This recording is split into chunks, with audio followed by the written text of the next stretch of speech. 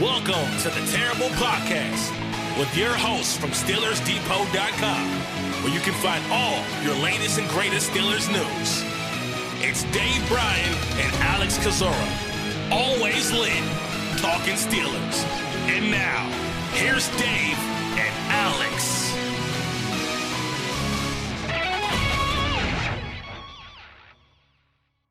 Welcome to the Terrible Podcast, Season 13, Episode 122. He's Dave Bryan. I'm Alex Kozora, SteelersDepot.com. Thanks for being back with us here this Sunday, Steelers Nation. As Dave, we are wrapping up the 2023 NFL Draft in the Pittsburgh Steelers 2023 draft class. Just 3 picks made on Sunday, but we have signings and undrafted free agents and still a whole lot to cover. Did you go get Chick-fil-A during that long? I should have. I literally did order food. I mean, it was a long wait. Hey, speaking of food, I got to hear the story about this that turkey sandwich that you got the other day. What? I didn't get the context there. I need you to spell this. I need you to lay this all out for me here. You ordered a sandwich without bread? By mistake, yeah. You know what Sheetz is, right? Just enough yeah. Pittsburgh knowledge there. Okay, so you go to Sheetz. Oh, I think that place is fantastic. Right. You went there when you came out here. You went there. Yeah. I bought you. Well, they got everything there. What'd you get? Like a smoothie or something? Or I mean, you could get everything in those places there. But do tell. Yeah, just real quick. So you can, obviously order a sandwich. You can choose your type of bread. And I was in such a brain fog. It was just like, I guess, for Friday before the draft, and with, just so tired from Thursday, I was going through the options, thought it said no cheese. And so I hit no. And then I get home and then I see this box. I'm like, why is there this? Usually it's in a, foil, it's in a wrap, and I open it up and it's just, there's no bread. And so, I'd accidentally chosen the no bread option for the sandwich. And I got extra mayo too. So just like a giant glob of mayo. I just, inedible at this point. So completely screwed it up and could not eat it at all. So very funny moment though. I was wondering, man, he likes mayonnaise like I like black pepper, and no bread. Okay, that's good context there. But so they have to think of the weirdest person in the world. I can't go back to that sheet. I'm like, this is a psychopath. Okay.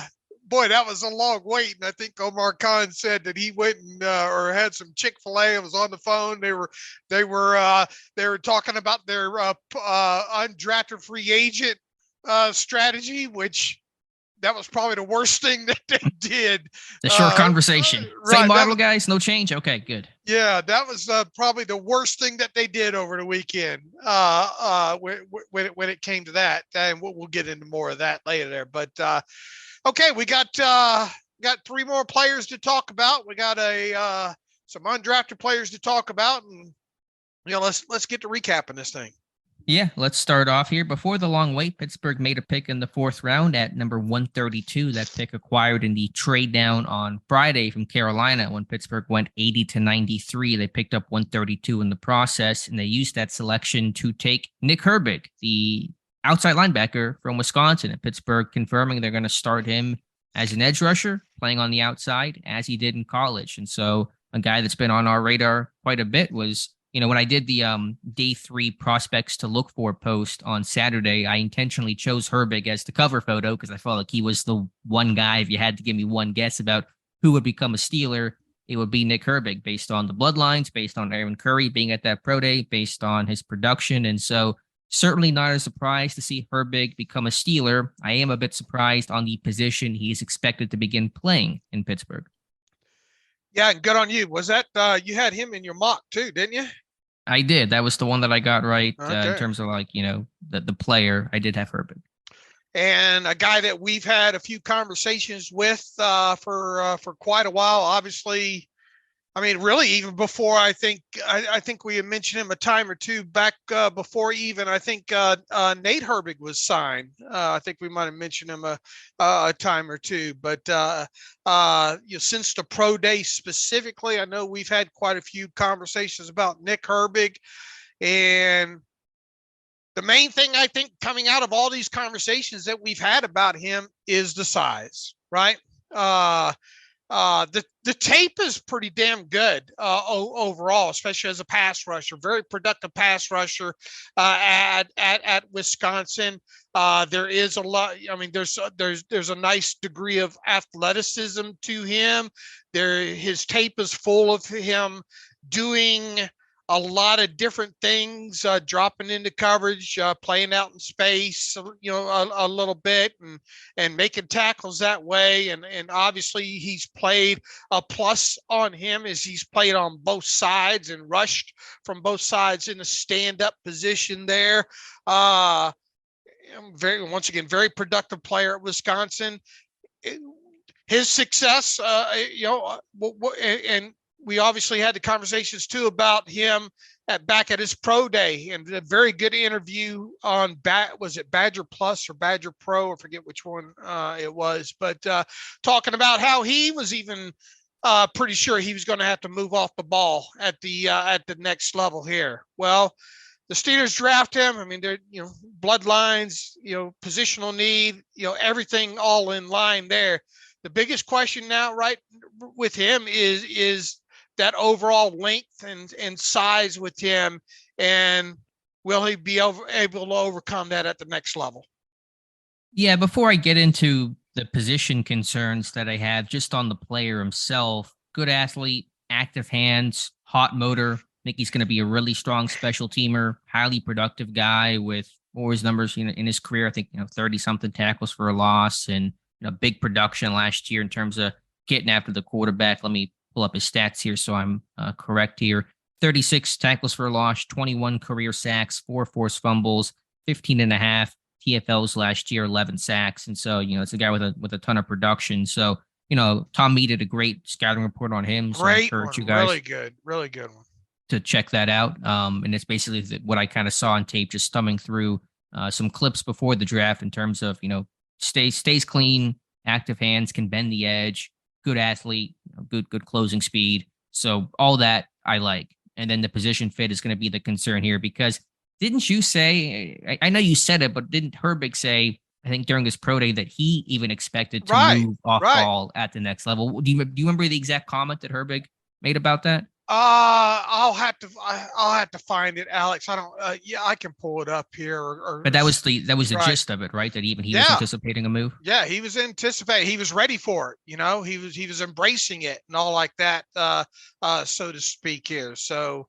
let me see if I can pull up that link real quick. I don't know if that quote was actually in the story, or if it was because there's a video attached to that as well too, in there. Let me see if I can find this real quick.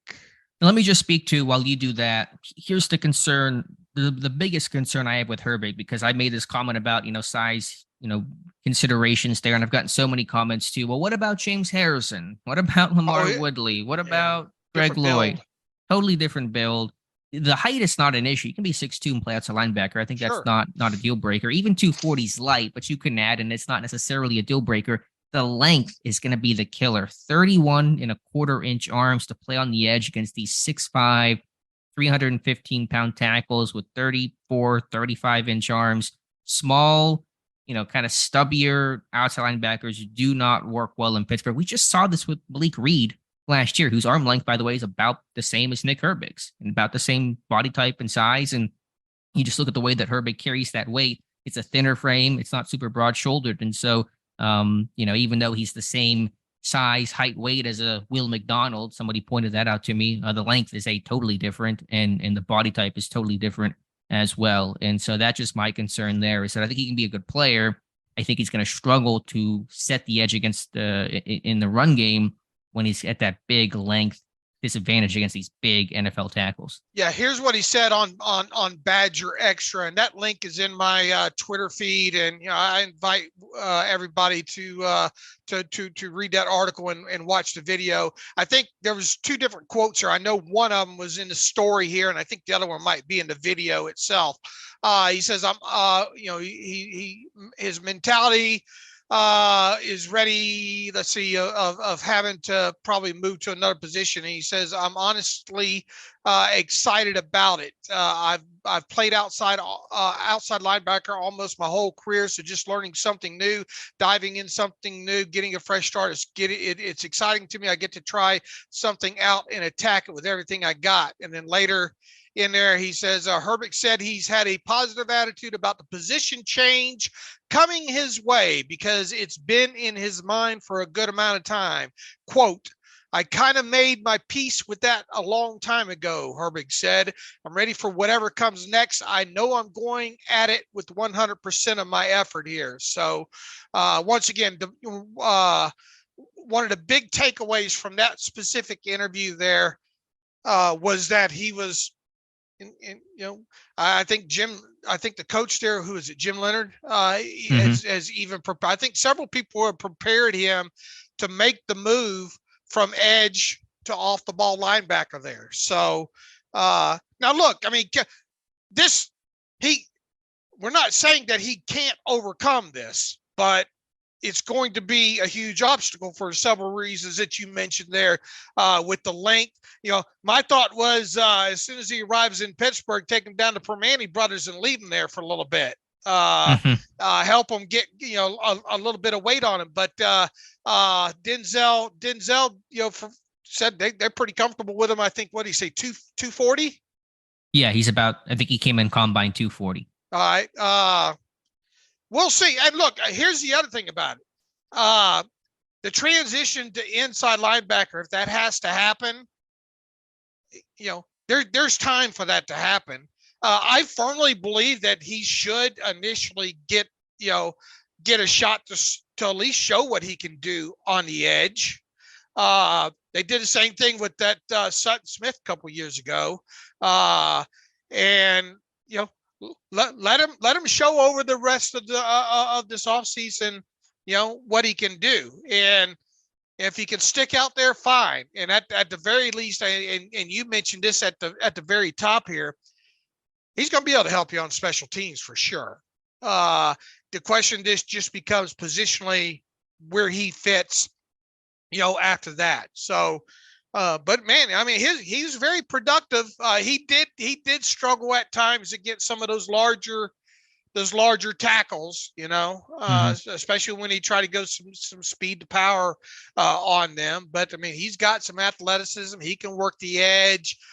He's got very nice hand usage and all like that. So his own enemy, I think, is kind of his build and his length. From a special team standpoint, as we're mentioning, he should be really strong. I think in general, pass rushers are typically some of the best special teamers because they know how to defeat blocks. And special teams coverage, running down kicks and punts is all about defeating blocks and using your hands. And with the motor and I think overall athleticism and burst and closing speed he has, he's going to make plays there. I disagree, though, in the sense of letting him start as an edge guy and see if he can do it there. To me, why delay the inevitable? Let's put him in inside linebacker, rookie mini camp, start working him there because that will be a process. It will be a transition. It will be new for him to do. And I'd rather hit the ground running. And so by training camp, this guy's a bit more comfortable and can start actually focusing on football as opposed to, okay, it's mid-year, you're not working on the edge. We have some negative results from that. Let's try to change your position. I think that's not the best way to start his career if you're changing positions kind of midway through and having him learn new things after he just learned some of the NFL playbook. So to me, I think at some point he's going to move to off-ball linebacker. I'd rather start that process today as opposed to a couple weeks or months from now. Yeah, I get it. But I mean, even that process is going to take some time anyway. At least even Mark Robinson, when he came in, he had a year experience, right. Which is why he needs to start now because it is going to take some time for him to transition. Yeah, but I mean, my theory on this is even if you started transition now, I mean, he's not going to get on the field as an inside linebacker in his rookie season. So, at least I wouldn't think that you're going to get in that position where you have to have that happen. So why not give him every opportunity on the edge and then start the transition, after you figure out that that's not where he can play, because I don't think you're racing against time in the start of the season for that transition, for that transition time to even make a damn bit of difference. Yeah, I get that. I understand. I just because he's going to be a special teamer, and sure. And look, if he gets on the field as a core special teamer and has 10 special teams tackles as a rookie, fantastic, So I think he deserves the opportunity, at least right out of the chute, to show what he can or cannot do on the edge. But I'm with you. I do expect at some point, and hopefully he proves us wrong, Sure. But I would expect him to go off the ball at some point. Now, look, we have talked for how long about this team adding an edge, right? Some depth. It feels like 5 years. Man, they gotta add some edge depth here. Maybe they can use them as kind of a situationally. I don't know, but I understand why they picked them and the links and all like that. I just have my concerns whether or not he's going to end up being a true edge past his rookie season. And I don't want to minimize what he can do as a pass rusher because there is good tape there. But I think there's a way where he can play off ball and you can, situationally in sub package, line him over the edge, something that's very commonly done in Pittsburgh. I think what he could do as a B gap blitzer on running backs is, I think that could be a big asset to Pittsburgh. They've not had a good blitzing linebacker since Vince Williams. And so you get a guy like Nick Herbig that can come in and take some of these backs 1v1 and with his closing speed and hit power, I think he'd make some hay there. So there's, to me, even if you push him off ball, there are still things you can do with this game to utilize. I think the traits that he has to get after the quarterback. I just think it'll actually be better to do that as an inside guy than if you're trying to fight these tackles on the edge. Because again, 31 and a quarter. I don't want to I know it's one number, but it's a big number. And just tell me the last small edge rusher that worked well in Pittsburgh. And I don't know who that is. And again, James Harrison, short, not small. Lamar Woodley, a bit shorter, but definitely not small. That kind of stuff. I don't see the comparison. You mentioned the name earlier, Sutton Smith, kind of similar build. He's a little bit shorter, a little bit smaller overall, but and we tried to warn people about that as well too. And so, what's the difference between what happened to Sutton Smith and Herbig? What do you see as the difference that makes you say that Sutton Herbig a little bit smaller though? He was smaller, but not significantly. And he got hurt in camp, and they tried to make him like a half fullback, and there was some other stuff going on. And I think Herbig's a better player than Sutton Smith. So better that's athlete. The difference. Yeah, too. Better athlete, better hand use. Played bigger competition, but the same idea. Just or Malik Reed last year. Why did Malik Reed struggle? Well, he's just too small, and he's the same size as Nick Herbig. Okay. Yeah. Look, and hopefully, he can prove us wrong within that. But that's the conversation that you and I have had. Just for giggles, I went back last night, and it'd been killing me because Nolan Smith, one of the talks that we've had about him throughout this offseason was that size. Productive as all get out at Georgia, but comes into the NFL, mostly as an edge, and you kind of wonder, how that fit's going to go and all. So I ran the RAS. That's such a great tool that they have over there at MathBomb here. I ran the RAS comparison for Nolan Smith and Nick Herbig, and everybody got upset, obviously, when I did that. They said, well, one's a first round pick and one's fourth round pick. Yeah, I understand that. But the conversation is still the same on both these guys, right? Sure. When we discussed Nolan Smith, we said, he'd probably have to kick off ball in Pittsburgh. But I suppose had he been drafted by the Steelers, they probably would have kept him at outside linebacker. So I get the need for depth there. That's probably one reason why they're trying Herbig there, because they need some guys there, and they got enough at inside linebacker right now. So maybe that's kind of part of the reason, just for an opportunity to get him on the field would potentially be quicker at edge. If they had, if Pittsburgh had more designated pass rushers on third down, then I could kind of see that, but they don't have that. They rotate on series, typically not on, down and situations. So I'm just, Herbig's going to have to play on 1st and 10, and how do you handle that? It's going to be the thing to really watch with him. Nolan Smith had for what he did not do the bench, and he did not do the shuttle or the 3 cones. So those are some I'm pretty sure though that he probably would have crushed the shuttle and the 3 cone pretty decently. He still came out with what he did with a 9.23 RAS score, whereas Nick Herbig did everything, including 25 on the bench. Good for him. That's strong. 7.75 RAS. So I mean, now where the differences really come in at is the I think the arm length there. Nolan Smith, I think 32 and 3/4, and Herbig 31, or no, it was 32 and I think 6/8 or something on 32 and 5/8 on Nolan Smith, and Herbig I think was 31 and 1/4 on there. So there's a little bit of arm length difference within that.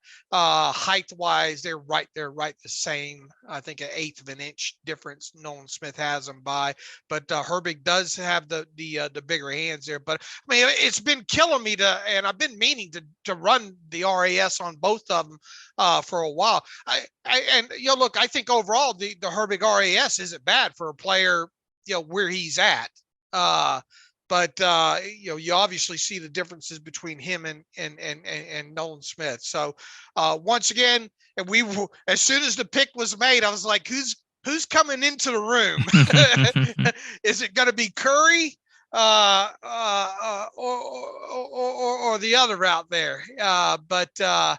They made it clear that they want to give him work at outside linebacker first. It was good to hear from Denzel Martin. Sure. Really never heard from that guy, publicly before. He's really worked up the ladder well in Pittsburgh and promoted to outside linebackers coach this year. It is weird, though. Do we know that Denzel was not at that pro day? I wish somebody would ask. Curry was. Well, I was just going to say, isn't it weird that like Curry was at the pro day? Right. And then Martin comes out to talk about the pick as an outside guy. Like they sent the inside linebackers coach to Herbig's pro day. They draft him, and now he's going to remain as an outside linebacker. I mean, maybe Martin was there and I missed it, but I feel like he probably wasn't. I think one linebacker coach is enough. But didn't Curry, not that it means squat at this point, but when he was with the Seahawks, didn't he coach the edge? He did, but he's coaching inside guys now. Right. But what I'm saying is maybe they felt because he's coming out of coaching edges, and maybe they just thought they'd rely a little bit on his experience. But Martin's been coaching edges. That's sure. what he's been doing. I mean, I'm just trying to find theory. Yeah, I got you. Listen, process. I don't want to sound like I'm killing the pick. I think Herbig can be a good player. I'm just worried about Pittsburgh misusing him and not maximizing what talents he has and kind of putting him in some positions to not succeed. I understand he's a natural edge, and there's going to be some growing pains whenever you change positions. I think this guy can be a contributor. I'm just worried Pittsburgh's going to mess around with him and play him basically in a bad position, only to move him halfway through his year and kind of stunt some of that growth and development. So I think they got a good player. I think they got good value. I just want to make sure they're using him in the correct fashion to maximize that. Let me tell you, obviously I had him circled in red as someone to consider in my mock draft. The thing that prevented me from putting him in putting him in my final mock as a selection was I was pretty convinced that they'd view him as an inside linebacker, and thus in other words, I thought they would bypass on that. Unless they just went, the bloodline. We'll see however he fits. We like the player. We like the hearts and smarts. We like everything else about him. We'll worry about where he fits after the fact, which is kind of seems like what they ended up doing there. That's the only reason I kept him out of my mock, because I was so sure that they'd view him as an inside guy or off the ball guy. Fair enough. And that was my thought as well. And we'll see. I mean, maybe they decide even after OTAs that maybe you should change positions or sometime in camp, and we'll just take it, step by step and see where it goes. But not surprising, because they love the bloodlines. He gets to play with big brother Nate, and that's a pretty cool story. So just a feel good kind of off field type stuff. That's pretty fun to see. All right, now that we've effectively framed ourselves as Nick Herbig haters here, look, I mean, I'm rooting for him to if they're going to give him a shot on the edge right off the bat, I mean, I obviously nobody loves edges and edge production as much as I do, especially when this team needs somebody behind TJ Watt. And I mean, how cool is it too? He gets to join a couple of his, Benton and Loudermilk for now, at least. Yeah, and obviously, looked up to Watt all those years and all like that. I mean, pretty cool story overall there. Nobody hopes he works out more as a backup edge than I do here, but it does not change what the question has been about him throughout this process, whether he would have went to another team or came to the Steelers, is can he stay on the edge? And if he can, absolutely fantastic. It'd be a huge win for the Steelers to get a 4-year player that can even serve as a backup to either Watt or Alex Highsmith.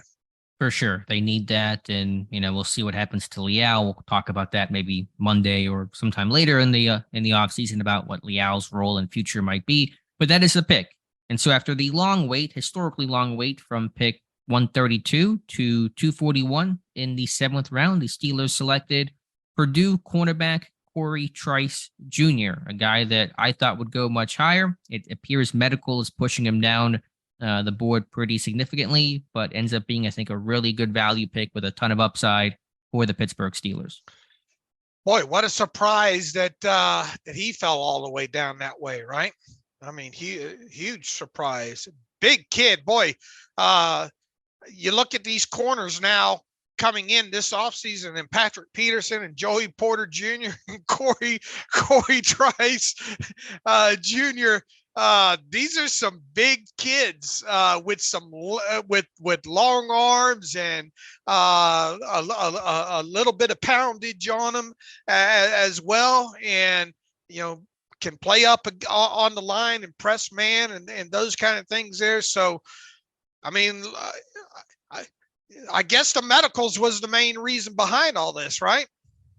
It seems so. Never been officially said, but that was my thought. Even as he was falling in the draft before he became a Steeler, I had tweeted out to somebody about why he had it appeared he had been moving down the board some. So I wrote the report on Trice about 10 days before the draft kicked off. And good call on that, by the way. He was a riser in this process. I thought would kind of become like a day 2 type of guy, just based on what I was hearing. Kind of went through the tape and confirmed that. So I did a deep dive into the background on this kid and kind of had some of the medical stuff I put out on him. So in 2021, he has a high ankle sprain, misses time, comes back, and then I think in September tears his ACL. He's out for the year. Obviously, comes back, gets ready for 2022. Had a brace on until about October 2022. Was able to finally kind of take it off. And I think you saw a bit better tape because he was a little less clunky, a little less limited in his movements coming off the torn ACL. Also, his senior year of high school was cut short by a broken ankle, missed about, it happened in October of 2018. He came back in January to play on the basketball team at like 70%. So he kind of was playing hurt still. And so I think the combination of the torn ACL, got an ankle sprain, he's got a broken ankle, probably pushed him down as kind of one of those longer, leggier type guys. You kind of worry about maybe, pressure on those ankles, those knees a little bit more. So that's my best guess on why he fell that far with some of the medical concerns. But the tape was really good. He's a physical press corner. He's got some ball skills. He can hit. He profiles pretty similar to Joey Porter Jr. I would say he has not played a ton of corner, though. He played safety to start his Purdue career. They had some injuries in 2019. He pushed down to corner. He played safety throughout high school and things like that. So the position is a little bit newer to him. I thought he might go back to safety. He was one of those guys I thought that, his NFL career might be best moving back to maybe a strong safety or free safety type of role. My comp to him was Jalen Mills, who's a kind of a hybrid type of guy throughout his career. So I think there's really good value here if the medical's okay, but I think it's certainly a chance worth taking here late in the 7th round. I mean, this is a measurable selection, correct? A very measurable selection backed up with about a season's worth of nice tape overall at the cornerback position. Yeah, I mean I don't know the RAS score for sure, but I think it's off the charts. I mean, his It 4.4740. I mean, his shuttle times were great. I thought he looked a little bit tighter on tape than the 6.73 cone 4.06 short shuttle that he had, but 11-foot broad, 35.5-inch vertical, 17 bench press. So I mean the numbers are off the charts for a guy who's 6'3", 206. Let's see. His now Joey Porter Jr. did not do the shuttle or the 3 cone. Joey Porter Jr. 9.71 RAS and Trice was 9.65. I think the thing that really kind of sticks out with Trice was the 20-yard split, which don't know the impact of that overall. I mean, he did put up a very nice 4.06 shuttle and a 6.73 cone, but you don't think that necessarily shows up as much. I've watched probably 2.5 games on him is all I got in. You probably watched a little bit more than that. Yeah, I think I watched like 3 or 4 for the report. What were your impressions though in the tape that you've watched so far? Super sticky. I mean, he got some for not having the 33 or 34-inch arms, he can really interfere with routes in the early stages of them. And he's good in pass breakups. I think does a good job kind of mirroring within the first 10 to 12 yards and all. I think maybe sometimes he'll open the gate a little bit too early within that overall. But I mean, I didn't, in what I watched, I mean, he's physical as all get out. I don't think you have to worry about him, from what I saw and have this, work outside and defend the run, turn that back in and that kind of stuff there. So, didn't get to see him tested too many times deep down the field. Yeah, my notes on him, just reading my report, I'll kind of go through just a couple of bullet points on the good and bad. I said, uses length well to press, jam, and disrupt at the line of scrimmage. Physical downhill player with quick click and close out of pedal. Can deliver impactful hits when driving. Downhill, good pop, and a reliable wrap-up tackler that he does not deliver devastating blows. Aggressive with the ball in the air, wants to attack it. Can play catch point and use length to bat passes away. Regarded as a hard worker with maturity and discipline. In terms of the bad, leaner frame, high cut, could still add some weight. I think he was 215 this year at Purdue. He dropped down to 206 to run faster during this, pre-draft process. Did he say he put that back on too, or? I think he said he liked 206 as kind of the best weight for him. I think maybe he made a comment there in his conference call with reporters. I wrote he looked a little bit stiffer when asked to flip his hips and cover in breaking routes. So I think he had that knee brace on some of the games that I'd watched that probably had an impact there. Thought he kind of gets lost in zone. He kind of gets his eyes stuck on the quarterback and doesn't have a great feel for the routes behind him. So I thought in zone coverage, there was probably some eye discipline work there. A little bit grabby at the top of routes. Bigger guy, uses that size. Again, very much like Porter overall. And again, the medical concerns there with him, but I thought the ball skills and ball production was better than what Joey Porter Jr. had. And again, this guy's not played a ton of cornerback, and so there was some newness to that position when you consider the position change, him missing basically all of 2021 with the torn ACL, and then trying to recover and get back and get right for 2022. So, Grady Brown said he'll be a corner to start. I'm okay with that. I do wonder, though, if at some point he will go back to safety. Okay. I think he only gave up what was it, 1 TD in last season. I think that was the Michigan. Had 2 interceptions last year, had 9 pass breakups. Look, I mean, he's built. I'll tell you that. And if they if he can stay healthy and stay at outside corner, I mean, this team went into this draft with only Patrick Peterson as an outside guy under contract for next season, right? For 2024. You obviously get Joey Porter Jr. early in the draft, and that helps fill that room up a little bit. Obviously for 2024, if Trice can stick at corner as well too. I mean, you might very well have your 2 outside corners for the next at least 4 years there. If both these guys obviously pan out the way you think they can. So, I mean, here's the main takeaway. It's hella value for where you got him at, for sure. Definitely. I did not expect him to fall to the 7s. And obviously, I'm not a doctor. I don't know the medical, but it didn't seem like so overwhelmingly bad that it would cause him to fall that far. I mean, he came back from the ACL. He played. He had a good year overall in 2022. The high ankle sprain is a sprain, but it's not really going to matter that much in the grand scheme of things. And the broken ankle in high school was, 5 years ago, but maybe the combination of things. And again, kind of like Darnell Washington, right, where it's a little bit leggier and you kind of worry about, the hold up over time. Maybe that's the concern there with him. Had he not done something, had he ducked out of everything through the pro day process, or maybe he only ran or something at the combine, but he did a lot of stuff in the pre-draft process. Yeah. He did it all, I think. So I mean, he's healthy, like he's going to be good to go for day one of rookie minicamp. There's no concern there. So I guess it just may be some of the longer term concerns that might be flagged. I mean, in our scouting report, we have our grade, and we also have things for off-field concerns and medical concerns. I put a medical flag on him to kind of note that. So I was not necessarily shocked to see him fall. I was kind of aware of the background. And that's hard information to find. Like the broken ankle in high school, you'd have to be like an hour to find that information. It takes a long time to find some of that stuff. It's not in his bio on his Purdue page. You really have to dive in deep to kind of find some of this stuff. So again, that goes back to why do some players fall that may surprise you, because there may be some things behind the scenes that people are not going to be aware of. But last note on Trice, just researching him as I kind of went through my profile on him, a really hard worker, really mature. Unfortunately, his dad, Cory Sr., was shot and killed in 2010. And there's been a lot of things he's done to remember his dad. And there was a goal board that he put up in 2019, a tweet that kind of went semi-viral in Purdue circles about all the things he wanted to do and still had his dad's memory on there. So this is a guy that's been through a lot, unfortunately, but has been able to battle that heartache, battle injury, battle position changes. So I think a mentally tough dude that is, I think there's a chance his best football is still ahead of him.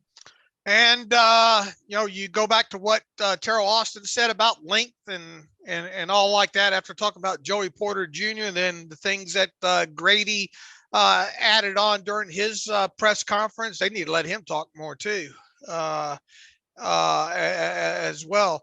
I mean, they obviously are going to view him as an outside corner to start and give him every opportunity there. But once again, I think the biggest takeaway, because I mean, even what would you have envisioned being his furthest drop? 5th round, maybe? Yeah, I thought maybe like probably 5th round. I thought he could be a late day 2 kind. I think the tape says late day 2. And if you just kind of say, okay, it's a deep cornerback class, maybe just some of the weirdness of the draft, I thought, yeah, probably 4th, 5th round was kind of going to be his floor. All right, so they talked. We're probably a bit surprised to see him fall all the way down that way. And I think what didn't agree is you don't know the reasons why some of these guys drop and all like that. And he was one of their pre-draft visitors as well, right? Trice? No, Trice didn't come in. Oh, I thought Trice did. Who was the other one I was thinking of? Well, I mean, then they weren't concerned about the medical that much on him, or else they probably would have brought him in. He was at the combine. I mean, Grady said he saw him at the combine and kind of worked through him there, and so that's probably he got medically evaluated there too, I'm sure. And the only one at the who was at the Purdue Pro Day? That's a good question. It was not a position coach, to my knowledge, and Grady didn't reference him being there, and so I don't think we missed him or anything. Was it Bruner, Mark Gorsuch? Gorsuch? Purdue, it was Gorsuch, yeah. Gorsuch, okay. So I could have swore that he was on that list of pre-draft visitors, but I'm wrong there. All right, I'm going to spend, by Wednesday, I'm going to go through a lot more. I'll have further evaluation on what I see with him. I just couldn't get to enough of his tape in the meantime since all that we had going on yesterday there. So I'll try to catch up with you as far as the tape study on him. All right, Dave, at 251 with the Pittsburgh Steelers' final selection of the 2023 NFL Draft, the Steelers selected Spencer Anderson, offensive lineman out of Maryland. I got to admit, when the pick came in, I knew nothing about Spencer Anderson. I got to tip my hat to Josh Carney, who had him on the others considered list. My thought was this team would draft that versatile offensive lineman late in the draft. I had Jerome Carvin from Tennessee as kind of the guy I thought they might have the most amount of intrigue in. Anderson's cut from a similar cloth, that's basically started at all 5 positions. I think maybe one start at left guard, he had said, but a lot of time at center, tackle, right guard. And so that's that classic versatile swingman to take that chance on in the 7th round. Almost 400 career snaps in college at center too, which is quite interesting. So, and I think most of those came in 2021, was it? Yeah, two years ago was your tweet. 2021. So I'm interested to go. The bad thing about being the last pick for the Pittsburgh Steelers in a draft is you don't get the position coach to come out to talk about them. And then during the wrap-up press conference with Khan and Tomlin, they're not asked about him. It should have been, though. I wanted to know, okay, where do you see Anderson? I think the card had him written as a guard, and so that's my guess is how they'll view him to start, but obviously he'll play a bunch of spots. Right. So you didn't get a lot of info other than the bio sheet that gets released after the pick and all like that. My first thought was, after thumbing through some clips real quick and looking at his position history here, is and he supposedly at the Shrine. He was a Shrine kid too, wasn't he? Shrine Bowl kid. Yes. Got a little bit of work at center as well too. I find myself wondering, and this is just a speculation. I wonder how during this process, now that he's theirs and going through the rookie mini camp, I wonder how much look he's going to get at center.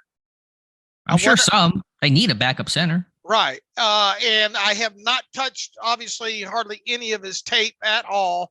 I am interested to go back and kind of watch some of those snaps in 2021 at center. Is this another kid with all the measurables? And he's got nice RAS, I believe, right? Yeah, all the draft picks had, like, I think everybody but Herbig had a 9+ RAS, and Herbig was still like 7.5, and that was kind of just the size knocking him. So, and he's definitely got the size, I think, to play center there. That's the biggest question I have right now, because you've got a full interior line room still at this point, right? In the sense of, what do you mean by full interior? Well, I mean, line? You got James Daniels, right? You've got Herbig, who you signed. You still got Dotson in the room. Sayamalu, obviously, at that point. And I mean, who's your swing interior guard right now if things stay exactly the way they are? Well, right now it's Herbig. Right. But you're going to carry 8 or 9 on your 53. So that 9th guy might be, that spot's probably still open between Kendrick Green, Ryan McCollum, Anderson, UDFAs. And Dotson still could be gone at some point. They didn't go get me. They didn't go get me my 5th like I wanted with him. All that added together makes me, and you still only have McCollum as your, technically, I guess, backup center at this point. I'm going to be interested to see how much they work him at center through rookie mini camp and beyond. The report from Josh is kind of the skinny there, basically, decent tape overall, better pass protector than run blocker, does not create a ton of movement in the run game is kind of the issue with him, but is pretty stout in pass pro, can sit and anchor, and overall, pretty well-rounded guy with that versatility. So that seems to be the biggest issue, is that he's not that punishing run blocker and doesn't really create a lot of, he can kind of stall out and not get beat, not lose the block, but is not creating much of a push in the run game. All right. Well, all I've seen is just TV tape on him right now. I haven't watched any all 22. So I'll dive into some more of that because I didn't know anything about him once the pick was made. So I know a little bit. I know just a little bit about him in different areas. That's it. I just knew as soon as the pick came in, people are going to complain about another Maryland guy, which is dumb and stupid. But let's view the man as his own man, and you can see the allure of taking that guy late because he can wear a lot of hats for this team. And anytime that as you're a late round guy that can do more for this team, look at a John LeGlue from a couple years ago. If you can do that kind of stuff, play different positions, you're going to maximize your value and your chances of at least sticking around on the practice squad. Right, exactly. I can't wait to get into some of his stuff. And once again, I think maybe we'll get some more clues around rookie mini camp here. Yeah, hopefully. Yeah, I'm sure he'll play guard and center. I doubt much tackle. Right. Although right now they need some tackle, so maybe a little bit of tackle. But he's going to be a guard center. Okay. All right. So after that, the draft is never over after Mr. Relevant comes in. And that was that Toledo kid. Pittsburgh had interest in, I forget his name, Deshaun something or other. But anyway, so after that pick comes in, the draft is not done. The undrafted process, always pretty crazy, although it's typically a lot crazier and more exciting for the other 31 NFL teams. Pittsburgh, pretty quiet here. And usually did not announce their undrafted class until this morning. Usually that's done by 8, 9 o'clock. Day of draft, Saturday night. And so the team has announced only 7 free agents, which is a much smaller number than what I anticipated, but I'll read through the names here. You have, they're going to call him a receiver, return specialist, Jordan Byrd from San Diego State, Trevor Downing, a center/guard from Iowa State, Tanner Morgan, quarterback, Minnesota, from Merrimack College, defensive end, and I'm going to struggle with the last name here, James Waye. Ooh, I'm really butchering that name. James N. from Merrimack College. David Perales, the edge rusher from Fresno State. Fullback Monty Pottebaum from Iowa, and kicker BT Potter from Clemson. So those are the 7. I'm surprised by only 7. I have to assume this team's going to bring in a bunch of XFL guys once their season ends, which will be pretty shortly.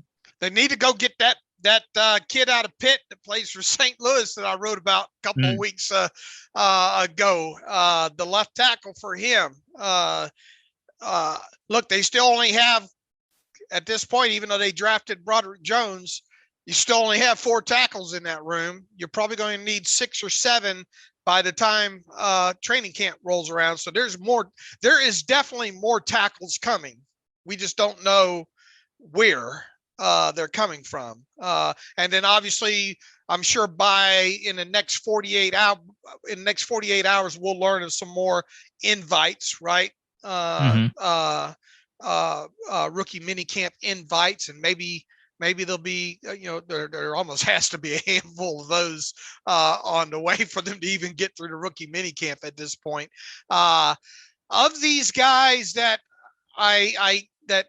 as the names started to roll in, that I quickly tried to go find out as much as possible on, that Monty Pottebaum out of Iowa.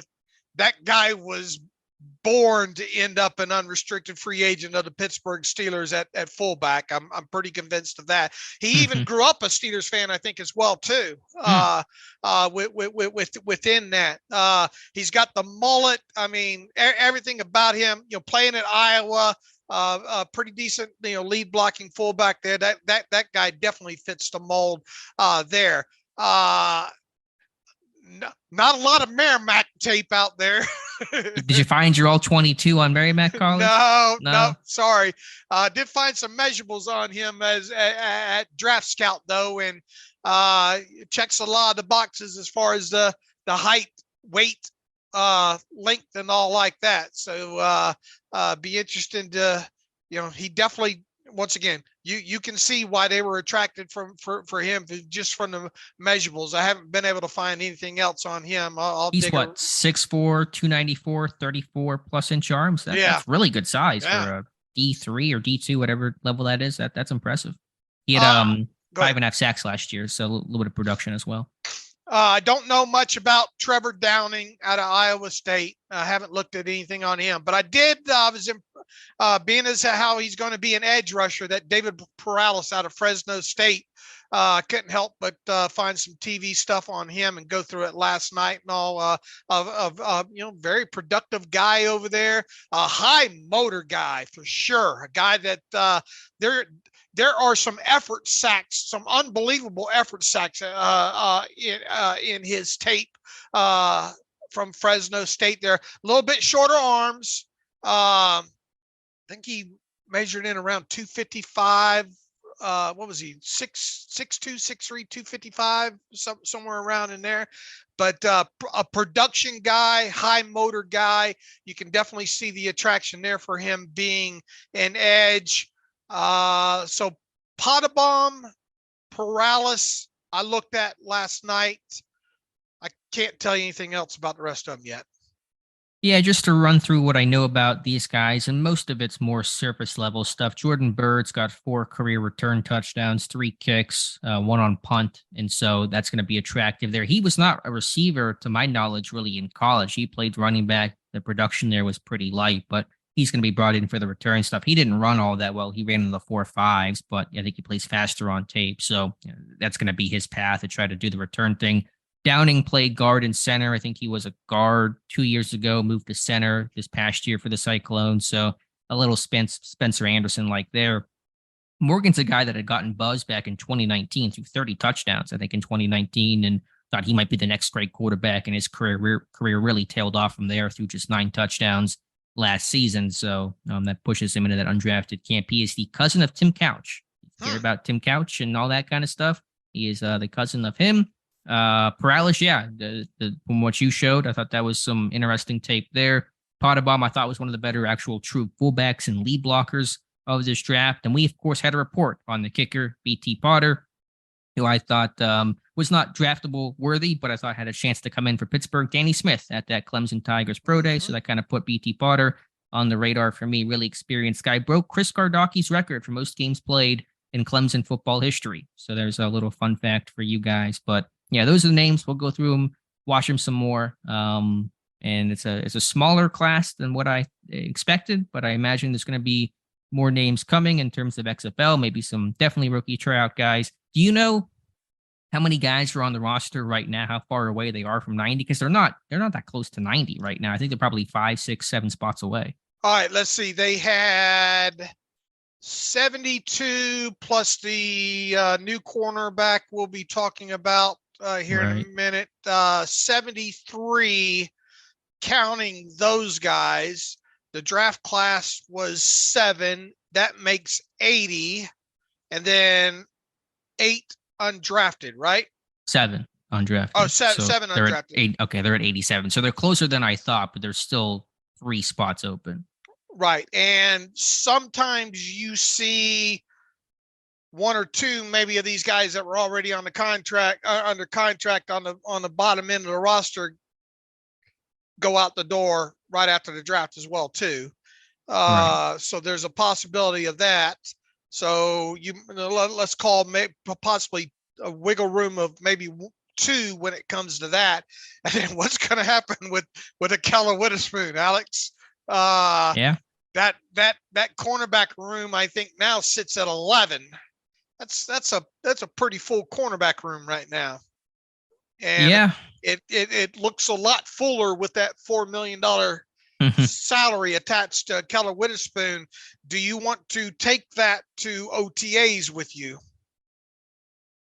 It's a fair question. I mean, you want to get eyes on these rookies, and Trice, despite I think having more talent than a 7th round pick, is still a 7th round pick or rookie. And so do you push Witherspoon out before you kind of really know what you have in the group? There's some youth there. So, it depends if you wanted to do something with Witherspoon's money and go sign somebody, then maybe you consider that. But if you're just cutting him and doing really nothing with that cap saving, you might as well keep him. I know there's a risk there of injury, but I think it's a pretty small one. And so I think you assume that and carry him into training camp. Will he be on the roster by the start of OTAs? I kind of wonder if he's going to be on the roster next Sunday. Yeah, I think I know your answer to this question. I'll go the other way and say he stays, but obviously if there was a guy that was going to get the HEFO, it would be a Keller Witherspoon. Okay, I'll say no, he won't be. Just so we're on, and we won't bring this up again unless I'm right. No. What about Travis Adams? Another nose tackle drafted. You got that's a good point too. 4 nose tackles right now with him, Fehoko, Watts, Benton, Adams. I mean, Adams probably stays, but that room's looking pretty heavy right now. Yeah, you don't stand to save as much with him though. But I mean, it is still the same scenario. Do you want to take him and let him get, if you know unequivocally that he's not going to make it. But I mean, he does have a little bit, lower cost associated with him. But it's a fair question, and it's a fair question. I mean, they didn't draft a wide receiver, and so I think Gunner's fairly safe still up until throughout the summer here. Right. All right, Dave, let's talk about, you mentioned 11 cornerbacks, and another one was added not via the draft, not as a UDFA, but as a veteran signing. Pittsburgh loves doing these during the draft and making our busy weekend all the more busy. Chandon Sullivan signing, reportedly not been officially announced by the team. Don't know terms. I imagine that's a 1-year deal. Slot corner, been spent time with Minnesota, I think Green Bay.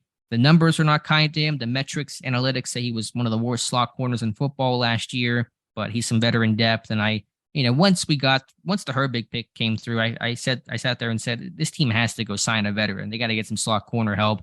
I don't know how much help Sullivan will be, right, but he'll be at least a veteran guy in there. And I think slot corner, to me, Dave, is still a major problem. And I've been sounding that alarm for quite some time, saying this team was not looking at slot corners in the draft. They were looking at big outside guys. They drafted 2 big outside guys in the slot. I do not know what they're going to do right now with that position group. Yeah, we'll have to see how this falls out even more. Sullivan has to be a vet benefit contract. It absolutely has to. When you look at his film overall, I think Jonathan Heitritter has a film room up on him, right? That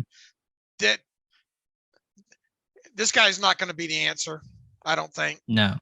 Probably not. Overall, I mean, that there's no reason to have even given him a signing bonus within this. So this should be a $940 cap charge on a vet benefit contract here. Within all that, the options were kind of very limited out there. And I think AJ Alani a couple weeks ago wrote an article of potential slot options if, in free agency way ahead of the draft there. And Sullivan was one of, I think, 2 people he had on that list when it came to free agent players. So kudos to him on that. This is just another guy in a room the way it looks like right now. Yeah, I mean, it's a guy with experience. You got Millette, you have Sullivan, Trey Norwood can play the slot, although he's battling for that spot on the team right now. I have 2021 vibes all over again, where they're going to kind of go through camp and just feel like they can put a couple of low-level guys and let them compete and think it's going to make the group better, and maybe it will slightly, but not enough. And I mean, there was no Cam Sutton to ride in and kind of save the day. So I'm pretty concerned right now about that slot position. On Millette on rundowns is fine, but on passing downs on 3rd and 7, I have no idea who your slot corner is going to be right now. Right. It feels like this is going to be throw a lot of mud at it. Yeah, and it's a mud for sure. Dave, you wanted to mention an update on the Allen Robinson contract. It's kind of gotten lost in the shuffle of all the draft stuff, but what do you have on Robinson? Yeah, finally got details on that. Took a while, but it finally has come in, and it's a little bit different overall than even I imagined it. Now, $5 million of the 2023 that he was due, obviously, and was reported right out of chute. That happened. So $5 million in 2023 was the Steelers' portion that they had to pay of that. They instantly turned the 3.835 million of that into a signing bonus. And as part of this kind of restructure that they did with him, the 2 void years, I think, have gone away in this. So they only prorated that out over the 2 years. And remember the conversation we had about what happened with the $5.75 million roster bonus in March of 2024. We know the Rams didn't pay it. Did it carry over into his contract? It appears as though they worked that out of the deal completely as part of this. It just went away. So Robinson just agreed to it as like either would that come during the trade or after the trade, or when do you think that happened? I don't know. If it, I don't know. I would imagine that it happened on the Steelers side, but okay. I'm not 100% sure about that. But remember, we had to talk about what's going to happen with that. But it appears that $5.75 million March roster bonus in 2024 has vanished now. And if indeed that, and I'll get Corey told Joe Corey has got to get back to me on to make sure to confirm my suspicions here. But if indeed that's the case, then that does give him a fighter's chance to stick in 2024 because he still has that $10 million base salary in place. Remember the whole Ian Rappaport tweet and all like that? I mean, it's starting to look somewhat the way he tried to frame it. I just wish he would have been more specific, but it's starting to look like what he was trying to say came to fruition there. So if that $5.75 million roster bonus is not there in 2024, then all you're dealing with is the $10 million base salary there. And so there's no like deadline of, okay, this bonus is due. We got to make a call on him. You can carry him for a while if you wanted to. Right. Yeah. If he has a nice 2023, stays on the field, catches, 45 to 55 passes and, 12.5 yards per reception, 3, 4, 5 touchdowns, something like that. I mean, he's a bargain to keep at 10 million, I think, at that point, but at least it gives him a shot to stay.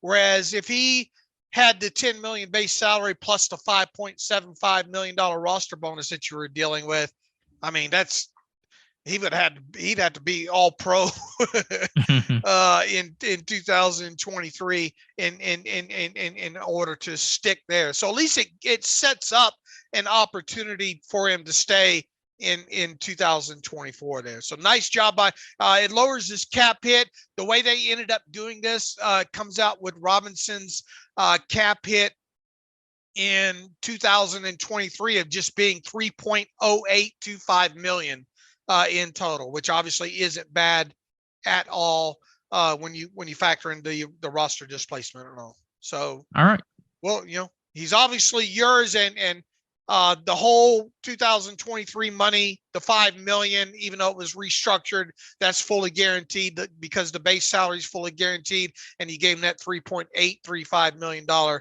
signing bonus in there. So a little bit different than kind of the way it played in my head when these initial details came out, and it took so long because it was a mistake when it hit the NFLPA. They charged off the Steelers the full amount initially, and they have since corrected that and all. It took a while for the details to come out, but that's it with him. All right, glad we have all the details on the Robinson deal. All right, Dave, just one last kind of, I mean, we'll talk about it more tomorrow. We have our show, we have our live stream as well tomorrow, talk about this some more, but just kind of a 30,000 foot view, gut reaction to this Pittsburgh Steelers 2023 draft class. Look, Broderick Jones, to me, you had to do that. Good on them for doing it. We talked about conviction, going up and getting a guy. Really was thinking that tackle was going to strongly be in consideration there. The further you get into his tape, it looks very nice. A lot of upside with him. Love the pick. To get Joey Porter Jr. In the second round, I mean, how can he not like that? I mean, there's a guy that had he went 17, we wouldn't have batted an eye about there. Darnell Washington, Benton, the next pick there, a guy that, obviously we thought could be a guy for this team and a fit for them overall. Hard not to like that. Darnell Washington sliding like that. Unreal value there. I mean, And we've talked about that.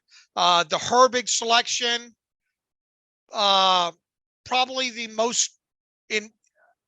most obvious yet most questionable. Is that fair?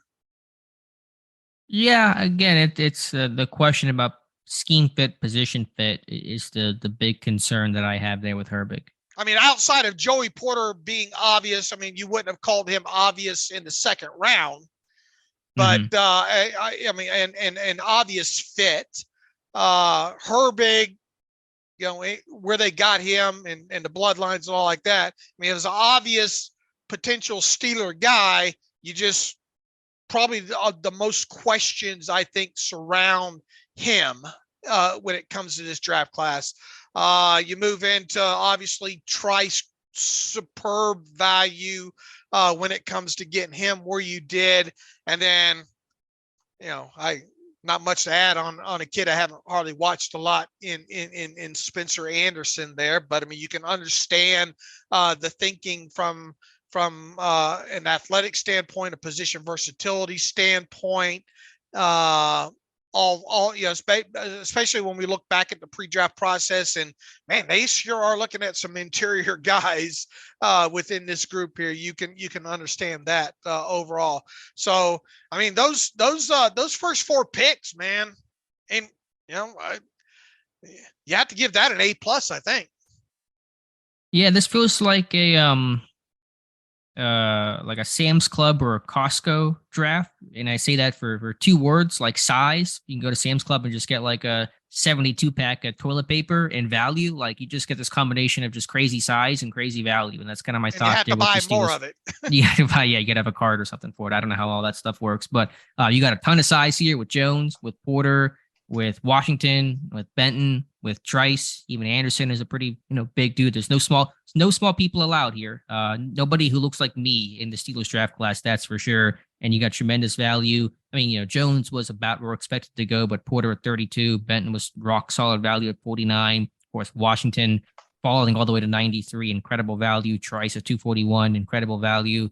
That's obvious. So the article I wrote today was, Pittsburgh wanting to play bully ball in 2023. And that's kind of been the signs we saw in free agency with Herbig and Sayamalu coming in, getting some hitters defensively, and Neal and Roberts, a big corner, and Patrick Peterson. And it was more furthered and cemented through this draft class. So that's Pittsburgh's approach. They're not hiding who they want to be. That kind of plan, especially offensively, was developed the back half of last year. And I think will be, much improved for 2023. So overall, really happy with the class, really happy with the value there. Again, Herbig, the position fits the kind of the big. If I had to knock something about this draft class, it would certainly be them committing to playing Herbig as an edge rusher. But if that's the worst thing about the draft class, about a fourth round guy playing on the edge, then you're pretty happy with that haul overall. Yeah, I mean, you would agree though, right? That going to be interesting to watch Herbig.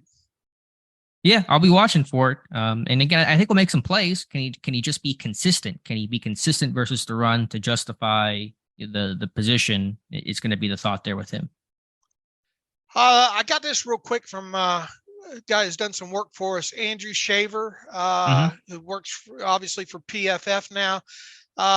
He said he watched some Neumwa film this morning and imagine it'll be hard to find. He says his takeaway for him is he's a Timex, takes a licking and keeps on ticking, somewhat of an older reference. Oh, I get that one. That's over Alex's head though. It's a watch, right? Yeah, right. That used to be the old slogan with them. Timex, it takes a licking and keeps on ticking.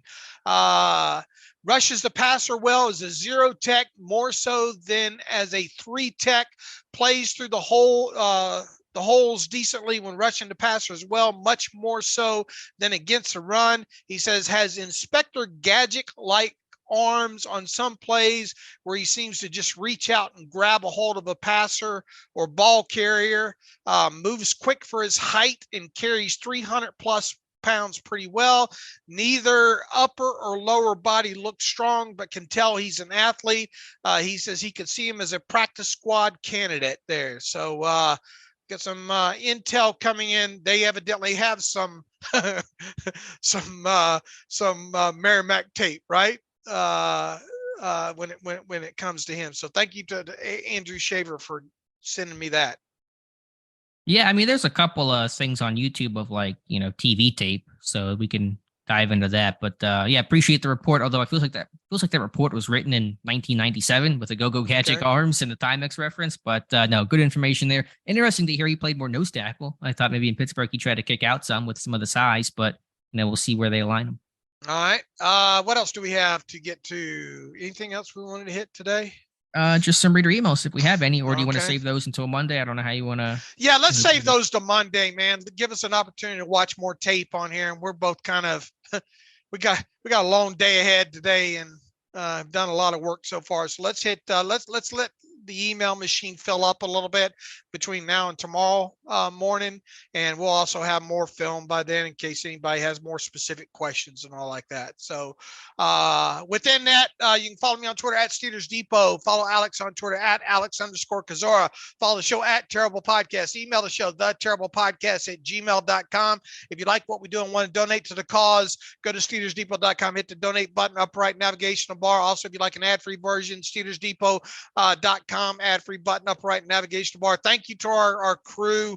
Man, just incredible work, you guys, Alex, you and everybody, our editor Scott Brown over the weekend as well too. Just incredible work by everybody involved in this process, our draft team and all like that. And we had back-to-back record days for site traffic on Friday and Saturday. So we appreciate everybody helping us get to that point there. And the listenership on the podcast has been monumental as well too. We can't thank readers and listeners enough, and our own staff enough as well too. So we are now transitioning into the post draft process now, and we look forward to that and diving deeper into these prospects and contextualizations and everything that comes along with that portion. Obviously the rookie mini camps coming up as well too.